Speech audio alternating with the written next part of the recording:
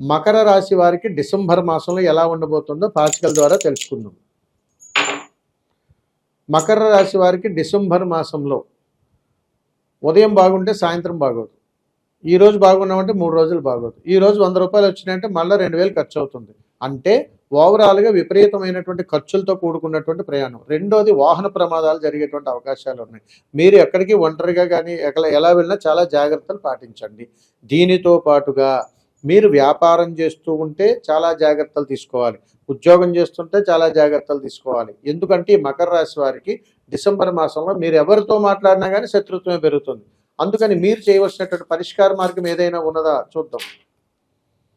అద్భుతమైనటువంటి పరిష్కార మార్గం. వీరు శని మహాదేవుని అంటే నవగ్రహాల చుట్టూ తడి బట్టలతోటి మీరు కానీ ప్రదక్షిణ చేస్తే అద్భుతమైనటువంటి ఫలితాలు పొందుతారు. మకర రాశి వారికి శని గ్రహం చుట్టూరు అంటే నవగ్రహాల చుట్టూ కూడా మీరు 9 ప్రదక్షిణ చేసి నమస్కారం చేసుకోండి చాలు, అన్ని సమస్యలు తీరిపోతాయి. సర్వేజన సుఖినో భవంతు.